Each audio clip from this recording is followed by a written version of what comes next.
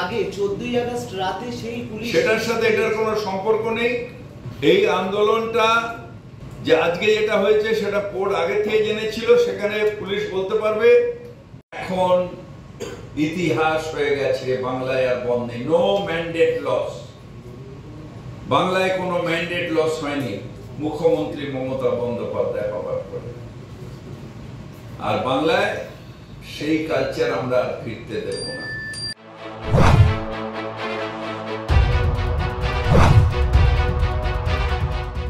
আগে 14ই আগস্ট রাতে সেই পুলিশ, সেটার সাথে এটার কোনো সম্পর্ক নেই। এই আন্দোলনটা যে আজকে যেটা হয়েছে সেটা পোর্ট আগে থেকে জেনেছিল, সেখানে পুলিশ বলতে পারবে। একটা হঠাৎ করে একটা মব, যারা অন্য দলের সমর্থক, তারা হঠাৎ করে উই ওয়ান্ট জাস্টিসের নাম করে ঢুকে গেছে পার্টির পতাকা নিয়ে।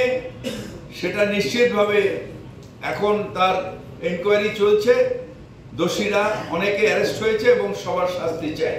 বলছি ডুরান্ড ম্যাচে যে টিফো বারণ করা হয়েছিল পুলিশের তরফ থেকে, মানে কোনো পোস্টার বা হোর্ডিং এই ধরনের যেগুলো, সেগুলো হাইকোর্ট নির্দেশ দিল যে না, সেগুলো নিয়ে ঢুকতে পারা যাবে। ফলে একটা আশঙ্কা ছিল যে উই ওয়ান্ট জাস্টিস বা এরকম যদি কেউ কিছু নিয়ে ঢোকে। দেখেন, একটা জিনিস আমি বলতে চাই, আমরা সবাই নেমেছি, সারা বাংলা জুড়ে নেমেছে, আমরা প্রত্যেকে চাই উই ওয়ান্ট জাস্টিস। কিন্তু justice from hmm? Justice from supreme court? Justice from CBI? From hmm we want justice? আমি বিশ্বাস করি জাস্টিস সুপ্রিম কোর্টের থেকে পাবো। সিবিআই কেন ডিলে করছে জানি না। আমি প্রকৃত দোষীরা ধরে they should be hang to death. কন্যা সন্তানের পিতা সেই জায়গায় আপনার কিছুই নেই। সারা বাংলা কোনো জায়গায় অরাজকতা হয়নি। আমরা জাস্টিস চাই এবং জাস্টিস পাবো। একটা পৈশাচিক ঘটনা ঘটেছে, সেটা বাংলা নয়। আমার মেয়েরাও বা রাস্তাঘাটে ঘুরে, এটা বাংলা যেখানে আমরা নির্ভয় সবাই মিলে ঘুরে বেড়াবো। নিশ্চিতভাবে যেটা হয়েছে সেটার জন্য আমরা প্রত্যেকে লজ্জিত এবং তার কঠোরতম শাস্তি চাই। শুভেন্দু অধিকারী আজকে বলেছেন যে রাজ্যপাল অবিলম্বে 356 সুপারিশ করুক কেন্দ্র। ওই তো পেছন দিয়ে ঢুকবার চেষ্টা। রাজ্যপাল মোয়া দিয়ে বসিয়ে দেবে, মানুষের সাপোর্ট দরকার। কে রাজ্যপাল? Nominated and we are elected. We are elected government.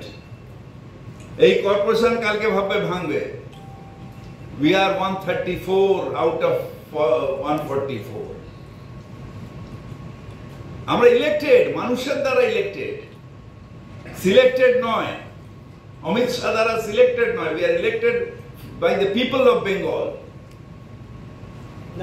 তারপরে রাজ্য সরকার দেখা যাবে যে সরকার কার থাকবে, কি হবে। আরে কার দাবে? 26 সরকার ছিল, 21 তো অনেক লাপালাপি করেছো, 200 পারের স্বপ্ন দেখেছো, কোটি কোটি টাকা খরচা করেছো, পুরো নিজের যা স্ট্রেংথ ছিল সিবিআই, ইডি, সেন্ট্রাল ফোর্স সব লাগিয়েছো। তারপরেও তো ছোচা মুখ ভোতা হয়ে গেছে। তারপর আর দেখার কি আছে?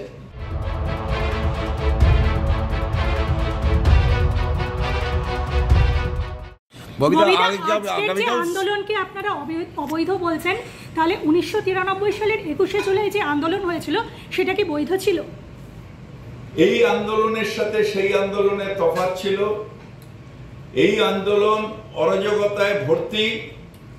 এই আন্দোলনে কোনো দিশা নেই। এই আন্দোলনে নো ভোটার নো আইডেন্টিটি, যেটা মানুষের স্বার্থে, সেটা নেই। এই আন্দোলন হচ্ছে দখল করো নবান্ন। ইলেক্টেড সরকারকে দখল করা যায়? ইলেক্টেড সরকারকে দখল করা যায়?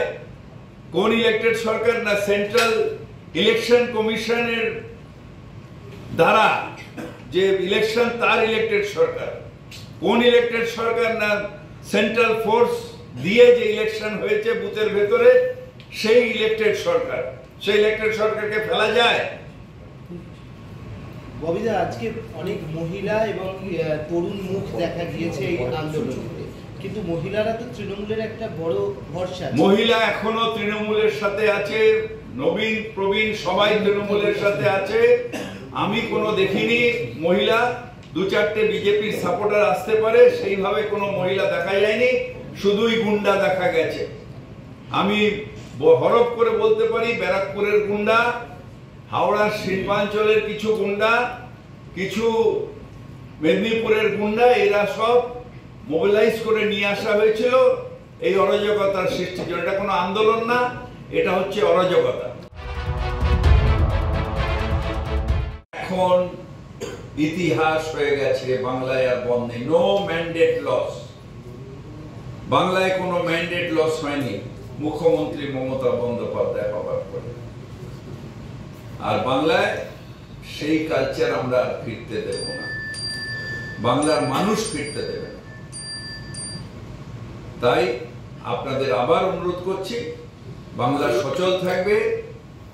বিজেপি বারবার প্রত্যাখ্যিত হচ্ছে, 21-এ প্রত্যাখ্যিত, আবার 24-এ প্রত্যাখ্যিত, এখন পেছন দিক দিয়ে যাবে। নবান্নর পেছনে সিঁড়ি আছে কিনা জানি না, সেই সিঁড়ি দিয়ে পেছন দিক দিয়ে ওঠবার যার ব্যাকডোরের ওঠবার যার অভিপ্রায়, তার কোনোদিন পূর্ণ হবে না। তাই আমরা সবাই সচল থাকবো, সচল কলকাতা, সচল বাংলা। আমরা সবাইকে এই আবেদন জানাই। ববিদা, স্কুলের ছেলেমেয়েরা স্কুল কলেজের ছেলেমেয়েরা ভয় পাচ্ছে। স্কুল ছিল না, কোন ছাত্র আজকের আন্দোলনে ছিল না, গুন্ডাদের হাতে আন্দোলন ছিল। বিজেপি টাকা দিয়ে গুন্ডা নিয়ে এসছে এবং প্ররোচনা দিয়ে যাতে পুলিশ গুলি চালায় তার ব্যবস্থা করে, পুলিশের ওপরে ইট, পুলিশের ওপরে বোম, পুলিশের ওপরে গালিগালাজ, সব রকম উত্তপ্ত করার চেষ্টা করেছে। কিন্তু পুলিশ ধৈর্যের পরীক্ষা আজকে দিয়েছে এবং সেই কারণের জন্যই কিছু হয়নি। পুলিশের গাড়ি জ্বালানো হচ্ছে, বাইক জ্বালানো হচ্ছে, পোস্টারগুলোকে ছিঁড়ে দেওয়া হচ্ছে। এর পোস্টার না, দুর্গাপূজার পোস্টার। দুর্গাপূজার পোস্টার কে ছিঁড়ছে? বিজেপি ছিঁড়ছে দুর্গাপূজার পোস্টার। যে বলেছে বাংলায় দুর্গাপূজা হয় না, বাংলায় নাকি সরস্বতী পূজা হয় না, কালী পূজা হয় না, আর সেই দুর্গাপূজার পোস্টার সেইটা ছিঁড়ছে কে? বিজেপি ছিঁড়ছে।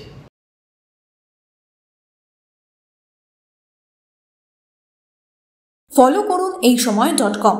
আপডেটেড ভিডিও স্টোরির জন্য সাবস্ক্রাইব করুন আমাদের ইউটিউব চ্যানেল।